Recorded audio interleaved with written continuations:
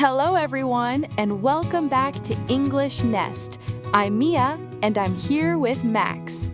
Hey everyone, I'm Max, and today we have a really personal episode.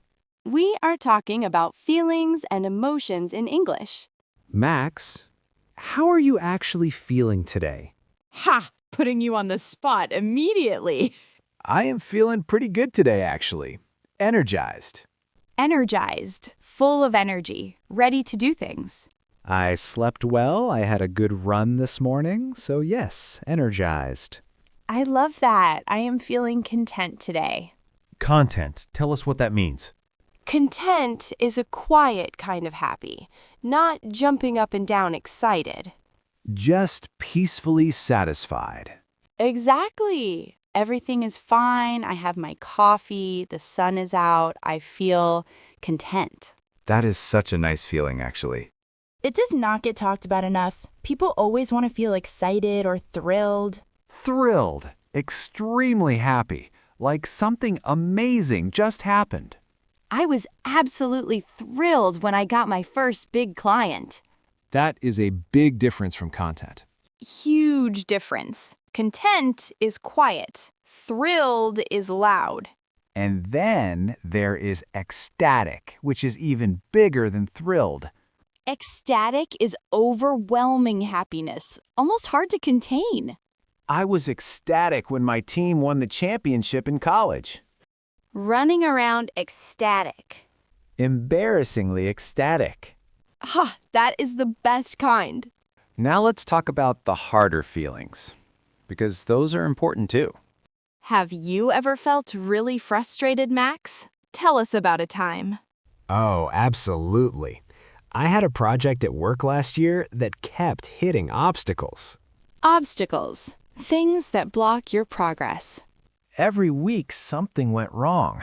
The deadline kept moving. The team was stretched thin. That sounds exhausting. I was frustrated for months. Frustrated means you want to achieve something, but something keeps stopping you. It is different from just being angry. Right, angry is more intense. Frustrated is more helpless. Like you are trying and not getting anywhere. Exactly that feeling. How did you deal with it? Honestly, I had to talk about it. Saying it out loud helped. That is so true. Naming a feeling makes it smaller somehow. There's actually research on that. When you name an emotion, it reduces its intensity. So vocabulary literally helps you feel better. Literally, the more words you have for how you feel, the more control you have. That is why this episode matters for English learners. It is not just vocabulary for conversation, it is vocabulary for life. Now, what about feeling overwhelmed? Because that one comes up so much. Overwhelmed is when everything feels like too much at once. Your workload, your responsibilities, everything's stacking up. I have been overwhelmed this month, actually. Really? Tell us. 3 big deadlines at the same time, not sleeping well, feeling behind on everything. Behind on everything, not keeping up with what you need to do. And the thing about overwhelmed is it can creep up on you. Creep up means to happen gradually without you noticing. You don't realize how overwhelmed you are until you hit a wall. Hit a wall. Suddenly reaching a point where you cannot continue. I hit a wall last Tuesday. Just sat at my desk and could not do anything. What did you do? I went for a walk, just 20 minutes, and it helped more than I expected. Movement really does change your emotional state. It resets something in your brain. Now let's talk about anxiety, because that is a really common feeling and people often don't have the words for it. Anxious means worried about something uncertain that might happen. Not about something that has already happened, about something coming. I am always a little anxious before a big presentation. That is normal anxiety. Almost everyone feels that. And there is a difference between anxious and nervous. Tell us the difference. Nervous is usually about a specific event. Right now, I am nervous about this meeting. Anxious is more general. more like a persistent worry. I have been feeling anxious about my finances lately. Persistent, continuing over a long period of time. Anxious tends to linger. Nervous tends to pass quickly after the event. Linger means to stay around longer than expected. Once the presentation is over, the nerves go away, but anxiety can stick around. Stick around means to stay, to not go away. Now, I want to ask you something, Mia. What is the hardest emotion to talk about in English? For me, shame. Shame is a powerful word. Shame is the feeling that you have done something wrong or embarrassing. Different from guilt. Very different. Guilt is about what you did. Shame is about who you are. I feel guilty about eating the whole pizza. I feel ashamed of how I handled that argument. Guilt is about an action. Shame goes deeper. It took me a long time to understand that distinction in English. It is a meaningful one. And there is embarrassed, which is softer than shame. I was embarrassed when I forgot someone's name at a party. Embarrassed is social discomfort. A bit awkward, but you get over it. Shame feels more serious, more personal. Now, let's talk about the beautiful, complicated feelings. Like what? Bittersweet. I love that word. Bittersweet. Happy and sad at the same time. The last day of a holiday. Excited to go home, but sad it is ending. Watching your child take their first steps. So proud, but also realizing they are growing up. Your heart is full and a little sad all at once. That is bittersweet, perfectly described. And nostalgic, a feeling connected to memories. When you feel nostalgic, you are warmly remembering something from the past. That song came on, and I felt so nostalgic for high school. It is not quite sad, not quite happy. A beautiful in-between feeling. Like bittersweet, but specifically about the past. Now, how do you express these feelings in conversation naturally? I feel, plus the emotion, I feel anxious. I feel content. I feel frustrated. I have been feeling, for something ongoing, I have been feeling a bit low this week. Low means slightly sad or not yourself. I am not myself today, when your mood is affecting how you are behaving. I am a bit off today. Similar. Off means not your usual self. And when someone shares a feeling with you, how do you respond? That sounds really tough. Showing empathy? Tough means difficult. That sounds really tough, is warm and understanding. I can imagine putting yourself in their position. I am sorry to hear that.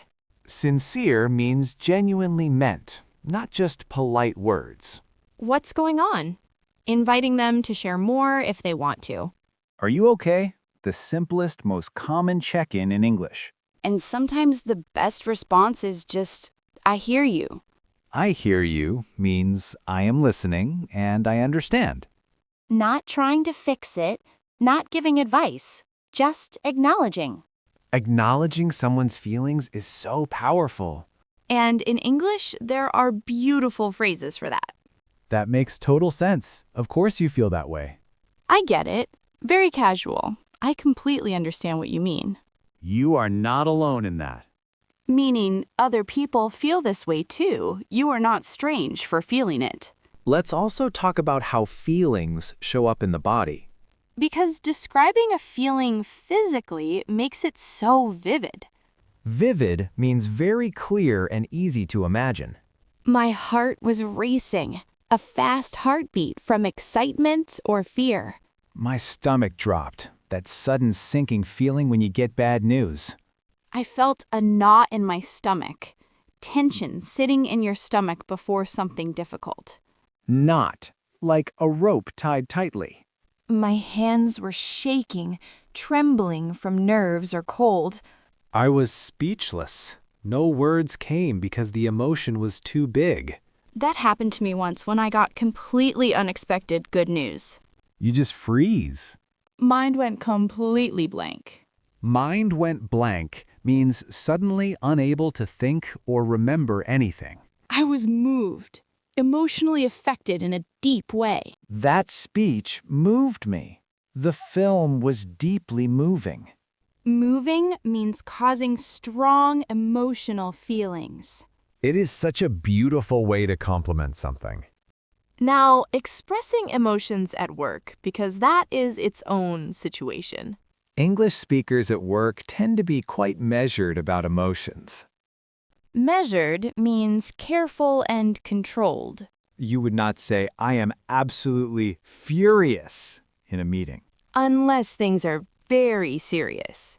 You might say, I am a little frustrated with how this was handled. I have some concerns about this approach. I am not entirely comfortable with this direction. All softer, all professional, but still honest. And on the positive side at work. I am really pleased with how this came together. I am genuinely excited about this direction. Genuinely, for real, actually meaning it, not just saying it. One more thing, checking in on other people. How are you doing? And actually meaning it. Not just as a greeting, actually wanting to know. Are you doing okay? Is everything all right? You seem a little quiet today. Noticing without pressure. And then the most important thing, listening without trying to fix. Our instinct is to solve things immediately. But sometimes people just need to be heard. I hear you. I see you. I am here. Those 3 sentences do more than any advice ever could. Now today's question, and this one takes some courage to answer. Before we ask, let's quickly run through the big range of feelings we covered today. Just to lock them in before you go. Content. Quietly satisfied. A peaceful kind of happy. Thrilled. Extremely excited. Something great happened. Ecstatic or over the moon. Almost too happy to contain. I can't believe this. I'm trying to achieve something but being blocked. Overwhelmed. Too much happening at once. Anxious, a lingering worry about something uncertain. Nervous, specific nerves before something happening soon. Bittersweet. Happy and sad at the same time. Nostalgic. Warmly remembering something from the past. Guilty. Feeling bad about something you did. Ashamed.